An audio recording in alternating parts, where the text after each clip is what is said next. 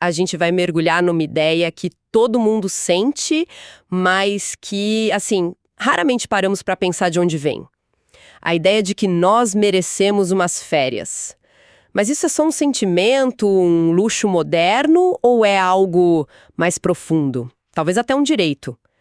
Partimos de uma fonte principal, um ensaio acadêmico da pesquisadora Cristiane Lucy Gomes, da UFMG, que conecta diretamente o turismo a um direito humano fundamental. Exato. A provocação do material que a gente analisou é justamente essa. É tirar o turismo da prateleira de produtos de consumo, sabe? E colocá-lo na estante de direitos humanos. A tese central é que a possibilidade de viajar, de fazer turismo, não é um fim em si mesma. Ela é, na verdade, a consequência direta de um direito ainda mais básico e universal, o direito ao lazer. Então, a nossa missão hoje é justamente desvendar essa conexão. Se o direito a tirar férias é real, por que parece tão distante para tanta gente? Vamos usar as fontes para entender a origem dessa ideia, como ela se choca com a realidade e, bom, o que seria necessário para que esse direito saísse do papel. Ok, vamos começar a desembrulhar isso. Para começar, de onde vem essa ideia de que descanso é um direito? Para ser contraintuitivo, né? Especialmente pensando historicamente. A gente imagina que a prioridade sempre foi trabalho, sobrevivência. E aí que tá o primeiro ponto que, muda o jogo e que é muito fácil de esquecer. A fonte nos leva de volta a 1948. Pensa no cenário. O mundo estava literalmente em ruínas depois da Segunda Guerra Mundial. A prioridade absoluta era cimento, aço, comida, reconstrução. E, no entanto, no meio de tudo isso, a Declaração Universal dos Direitos Humanos surge com o artigo 24, que basicamente diz: parem tudo, o descanso também é um direito. Uau! Eu nunca tinha pensado nesse contexto. Em meio ao caos da reconstrução, alguém teve a clareza de dizer que o ser humano não é só uma máquina de produzir. É exatamente esse o ponto. O artigo 24 estabelece que toda pessoa tem direito a repouso e lazer, incluindo uma limitação razoável das horas de trabalho e férias periódicas pagas. Não é um bônus, não é um luxo para quando tudo estiver resolvido. É colocado no mesmo patamar que o direito à vida e à liberdade. Essa é a semente de toda a nossa discussão, sabe? Reconhecer o descanso nesse contexto é uma declaração, nossa, poderosíssima, sobre o que significa ser humano. Certo, mas isso foi em 1948. Era uma declaração de princípios, talvez um pouco abstrata. O mundo mudou muito e o turismo de massa explodiu décadas depois. Como essa ideia antiga se conecta com a indústria de viagens de hoje?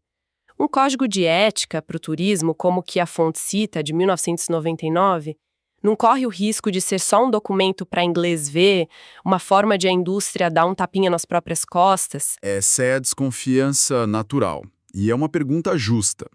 Mas o Código Global de Ética para o Turismo de 1999 faz algo crucial. Ele pega aquele princípio de 1948 e o traduz para a linguagem do final do século XX. O artigo 7º desse código não fala de lazer em geral. Ele fala especificamente sobre o direito ao turismo.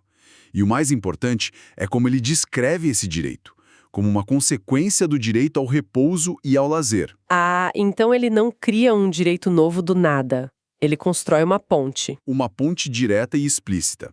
Ele diz que a possibilidade de viajar, de conhecer outros lugares, é uma das manifestações daquele direito fundamental que já existia desde 48. Ou seja, por 50 anos, tínhamos esse direito humano ao descanso meio que no ar, sabe? E levou meio século para uma das maiores indústrias globais conectar oficialmente sua existência de volta a essa ideia fundamental. É um atraso e tanto, mas a conexão foi feita. Espera um pouco, acho que a ficha caiu aqui. Então o argumento não é que férias são um tipo de lazer, é o contrário. É que o próprio conceito de direito a ter férias só existe porque o lazer é um direito fundamental. Sem o direito ao lazer, uma viagem seria só um luxo, um capricho, sem nenhum peso moral ou legal. É essa a inversão. Você captou a essência da virada de chave que a autora Cristiane Lucy Gomes propõe. O lazer não é o que você faz no turismo. O lazer é o fundamento do direito ao turismo. E essa perspectiva, muda completamente o debate. Viajar deixa de ser algo que você compra na prateleira, como um quilo de arroz, e passa a ser visto como parte do que nos torna humanos, como a música, a arte ou a educação. As implicações disso são enormes, porque se é um direito, então o foco muda. A pergunta deixa de ser apenas como vender mais pacotes de viagem e passa a ser como podemos garantir que mais pessoas consigam acessar essa experiência humana fundamental. É um bom resumo. E essa ideia ela não surgiu do nada, viu? As referências no ensaio mostram que a preocupação com o tempo livre do trabalhador é antiga. Há menções a textos dos anos 1930 e 1940, tanto na França quanto no Brasil, sobre a organização do lazer para os trabalhadores. Havia um reconhecimento de que, com a industrialização, o tempo precisava ser dividido entre trabalho e não trabalho. Entendi. Então é como se fosse uma escada. O primeiro degrau foi a luta para não morrer de exaustão no trabalho, limitando as jornadas. O segundo foi garantir legalmente o direito de parar, de ter descanso. E agora estamos no terceiro degrau, que é discutir a qualidade desse tempo de parada. E o turismo entra como uma das formas de ter um lazer de qualidade, é isso? Exatamente essa progressão histórica. E essa visão eleva o debate para além da recreação simplista. Não estamos mais falando de atividades recreativas, como alguns manuais antigos, também citados nas referências, poderiam sugerir. Estamos falando do lazer de uma forma muito mais profunda. É aqui que entram teóricos como o italiano Domenico De Masi, que ficou famoso por defender o ócio criativo. Ah, o ócio criativo. A ideia de que as melhores coisas surgem quando não estamos fazendo nada, certo? Exato. A ideia de que as melhores inovações, as soluções mais criativas, não vêm do trabalho forçado, mas do tempo livre, quando a mente pode vagar e conectar ideias de formas inesperadas. Ou, na linha de outro pensador citado, o francês Geoffroy Dumas-Edier, que viu o lazer com 3 funções essenciais. O descanso, Para recuperar as energias, isso, a diversão, para escapar da rotina, e o desenvolvimento, para aprender algo novo, ampliar a visão de mundo. exatamente. O turismo, idealmente, poderia cumprir essas 3 funções. Ok, essa base teórica é poderosa. A ideia de que uma viagem de férias tem a mesma raiz de um direito humano fundamental é incrível. Mas, sendo bem honesta, isso soa muito utópico. Na vida real, quem consegue de fato fazer isso? Onde essa teoria bonita encontra o muro da realidade? Agora você chegou no coração do problema. O ensaio é claro ao apontar os problemas e contradições que impedem o avanço dessa ideia. A teoria é universal, mas a prática é brutalmente seletiva. A grande e incômoda pergunta que a fonte nos obriga a fazer é, afinal, para quem é esse direito? Exato, porque na prática, o direito ao turismo parece ser diretamente proporcional ao saldo da conta bancária. Precisamente. E as referências citadas no artigo dão nome aos bois. Há, por exemplo, um estudo de um pesquisador chamado Stoppa e outros sobre as desigualdades no acesso ao consumo de bens e serviços de lazer no Brasil. E a conclusão, que não surpreende ninguém, é que existe um abismo. Para muitos, o lazer se resume a opções gratuitas ou de baixíssimo custo perto de casa. Na prática, então, é como se a lei dissesse que todos têm direito a uma alimentação saudável. Mas o único restaurante da cidade fosse um estabelecimento 5 estrelas, com segurança na porta. O direito existe no papel, mas a porta de entrada tem um preço que a maioria não pode pagar. Essa analogia é perfeita. O direito esbarra violentamente no caixa eletrônico. É a diferença entre o direito ao turismo e a realidade do churrasco na laje. Ambos são lazer, claro, e podem ser ótimos, mas a promessa do direito ao turismo era de ampliar horizontes, de conhecer outras culturas, e isso não está acontecendo para a maioria. E a própria indústria do turismo não acaba muitas vezes piorando essa situação? A lógica de mercado focada em maximizar lucros parece criar destinos cada vez mais exclusivos, resorts all inclusive que são verdadeiras bolhas, aprofundando o abismo entre quem pode e quem não pode viajar. Sem dúvida, a estrutura do mercado, focada no consumo, acaba reforçando essas barreiras em vez de derrubá-las. O turismo se torna mais um item de luxo na cesta de consumo de quem pode pagar, e não a concretização de um direito humano. E não é só uma questão de renda. Os estudos citados no material apontam outras camadas de exclusão. Há trabalho sobre a desigualdade de gênero no ambiente profissional do turismo e as desigualdades de lazer no sul global em geral.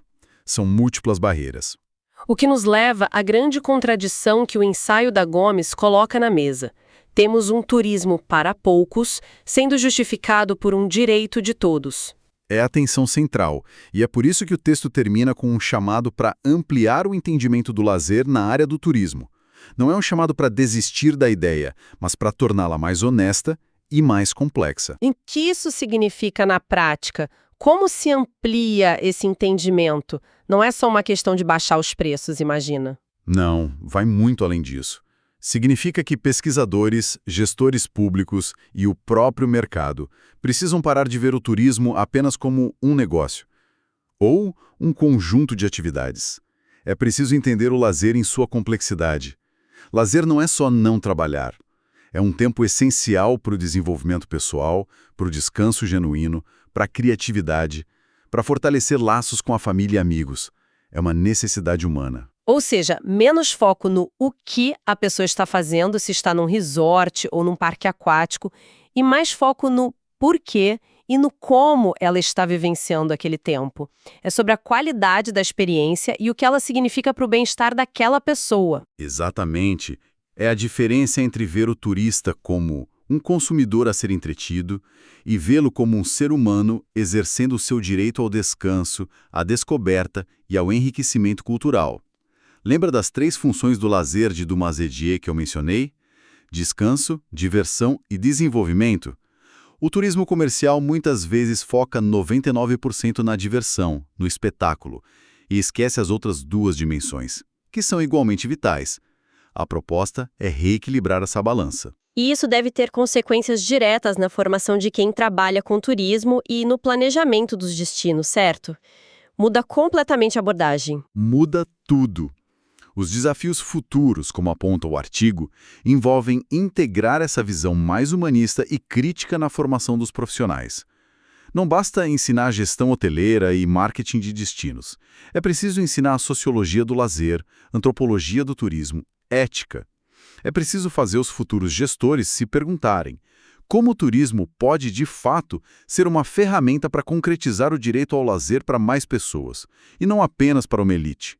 Isso implicaria, por exemplo, planejar destinos que sejam mais inclusivos, mais sustentáveis, que respeitem e integrem a cultura local, em vez de apenas criar enclaves isolados para turistas ricos. Exatamente. Significa pensar em turismo social, em políticas de incentivo, em criar infraestrutura que sirva tanto aos moradores quanto aos visitantes. É uma mudança de paradigma que transforma o turismo de uma indústria extrativa, que muitas vezes explora um local, para uma força de desenvolvimento humano e social. É um caminho longo, mas que começa com essa mudança de mentalidade. Então, para amarrar nossa conversa de hoje, o ensaio da Cristiane Lucy Gomes nos dá uma ferramenta poderosa. Ele mostra que o direito ao turismo não é uma ideia solta, um luxo a ser buscado depois que todos os outros problemas forem resolvidos.